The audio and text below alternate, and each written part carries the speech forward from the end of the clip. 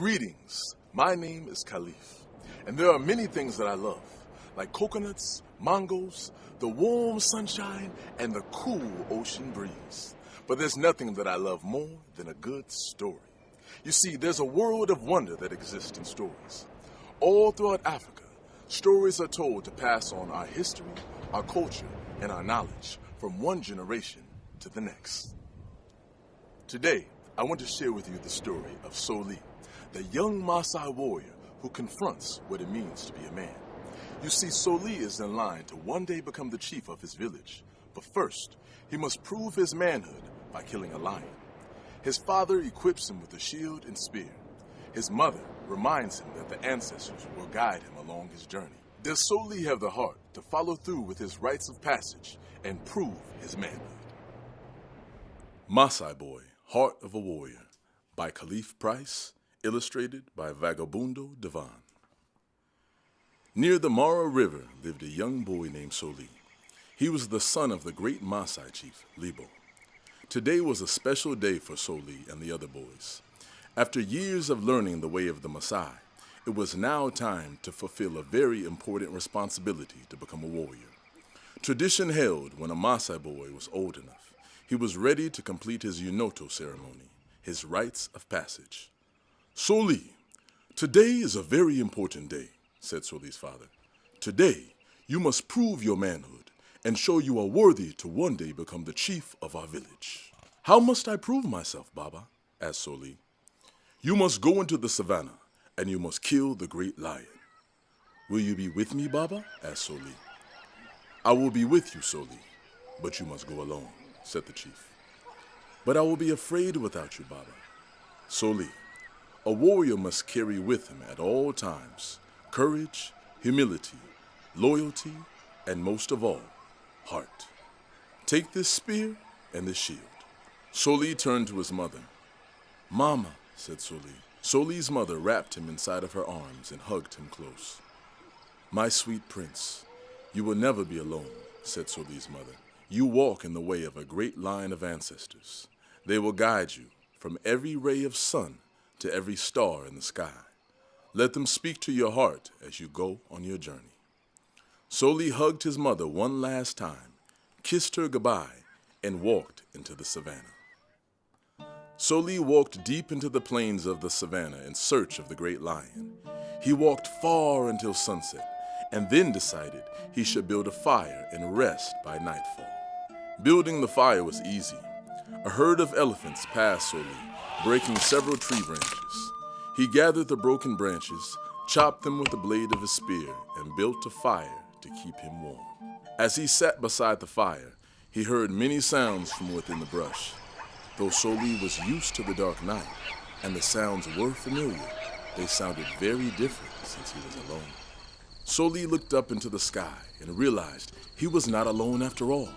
It was full of the brightest stars scattered like gold dust.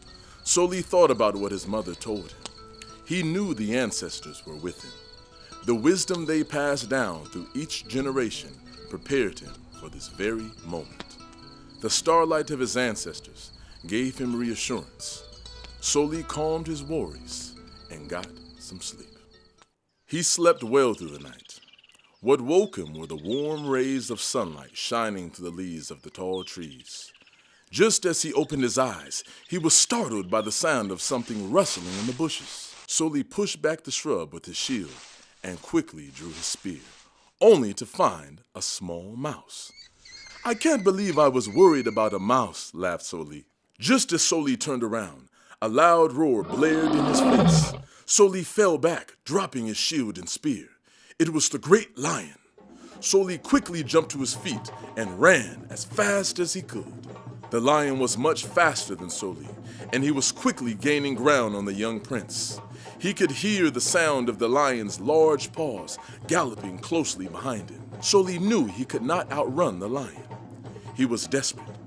I should climb up one of these trees, thought Soli. But lions are excellent climbers. Climbing is useless. There was no more time. Soli could feel the lion's breath on the back of his neck. He had to think quickly. Soli saw a hole in the middle of a tree. Without hesitating, Soli dove through the hole, came out the other side, and tumbled to the ground. He could hear a loud roar from the lion. He lay there with his eyes squinted tight, expecting to be gobbled up. The lion roared again and again. Still, Soli had not been eaten by the lion. Soli opened his eyes. He was amazed at what he saw. The lion was stuck in the hole in the tree. Soli ran back and grabbed his spear and shield where he dropped it. He walked up to the mighty lion, who did not look quite so mighty now with his rump sticking out of a tree. This is for the great line of chiefs from which I am descended, my ancestors. This is for my father, who has taught me to be a great leader. And this is for me, for which now I will prove I am a man. Soli raised his spear and drew it back with all of his might, ready to send it flying. But he did not do it. Instead, Soli propped his spear up beside the tree, grabbed the lion by the tail, and pulled as hard as he could. The lion was really stuck in the hole. Soli had to pull incredibly hard.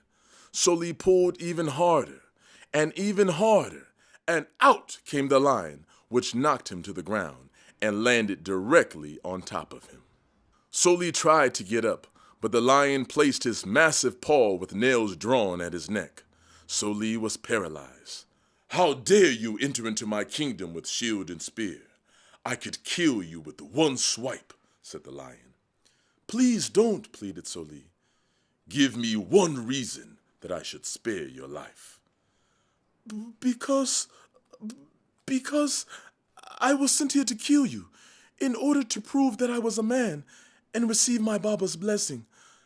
I told myself that I could do it, that I could take your life, but I could not. I could see that you were truly a mighty king, so much like my Baba. I spared your life, and I can only humbly ask that you do the same." There was a long silence.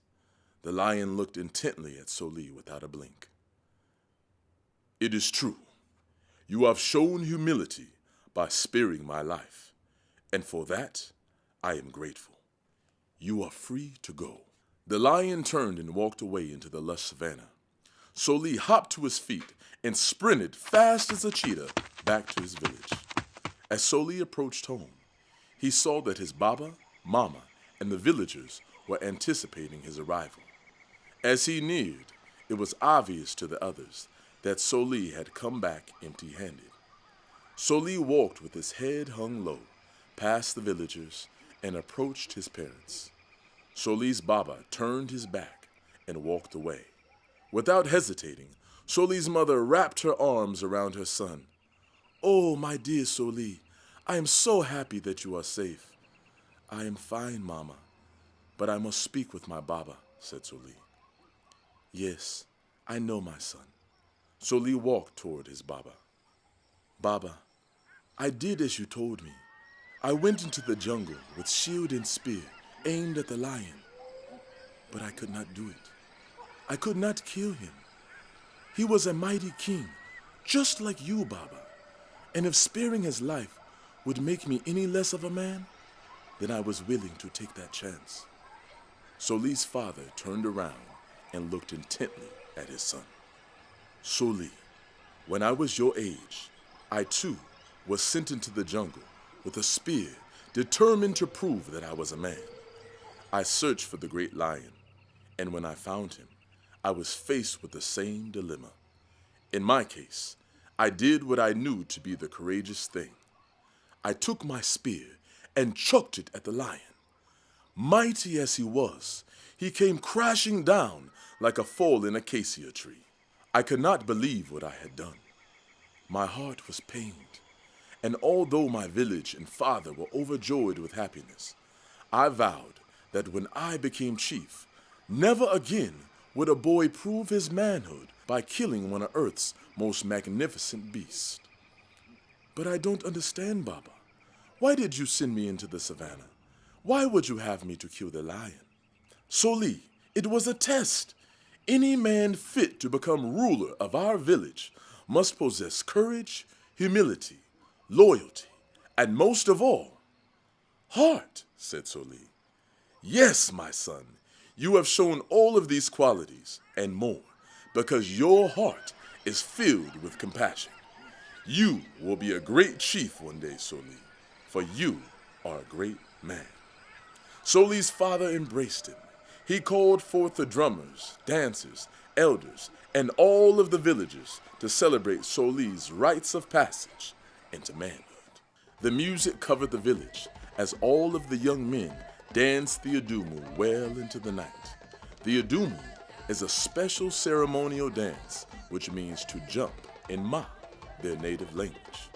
Soli danced especially well that night and leapt into the air, reaching his head for the stars. The stars shone bright, for his ancestors were proud. Soli became a great chief and leader of his people. He was well known for his generosity, courage, and wisdom.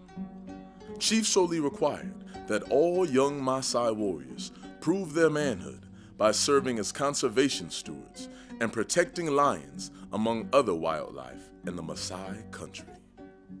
Soli, our young Maasai warrior, proved his manhood by living with courage and having tremendous heart. You see, it takes heart to live with compassion, and it takes wisdom to know the value of life, from the scurrying mouse to the roaring lion. To you, peace, love, and prosperity. Until next time, blessed love.